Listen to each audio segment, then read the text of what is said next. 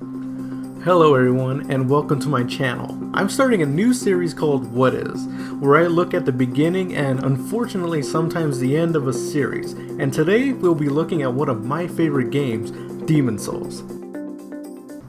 Being described as a spiritual successor to the Kingsfield series of games, Demon's Souls was released in 2009. Set in a dark fantasy world, players would take control of a hero who has journeyed to the fictional kingdom of Boletaria, which is being ravaged by a cursed fog that brings forth demons who feast on the souls of mortals. In Demon's Souls, players are given a choice of gender, appearance, name, and starting class. There are 10 starting classes, ranging from knights and barbarians to thieves and mages. Each has its own gear, weapons, and type of magic, which is all used to approach combat, depending on the player's choice.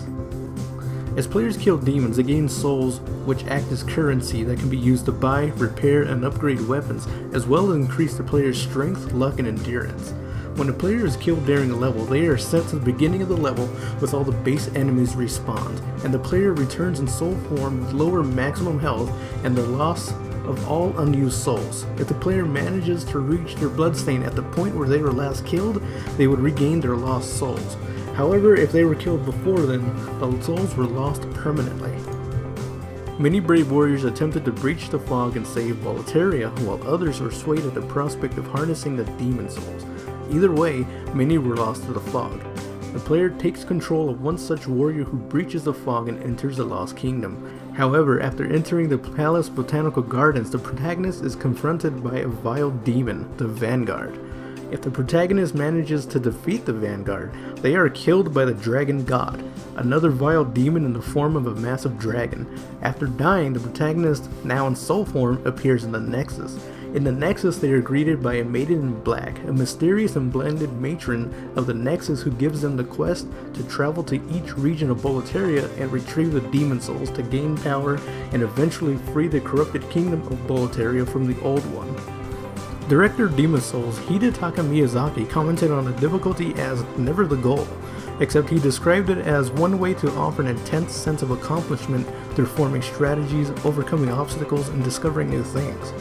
The threat of death that sees players potentially losing all their hard-earned souls was created to emphasize this mood. If the souls could be recovered anytime, there would be no suspense or no sense of accomplishment. And players didn't get tired of the same fight, and like the rest of the game, encouraged them to figure out different tactics and to think on their feet. Miyazaki also cited the influence of video games such as Ico and the early Dragon Quest games, as well as manga such as Berserk, Saint Seiya, and JoJo's Bizarre Adventure. As of March 16, 2015, Demon's Souls sold over 1.7 million copies, but unfortunately it was looking like it was the end of the Demon's Souls franchise, but not before it spawned its spiritual successor, Dark Souls. But that is for another video.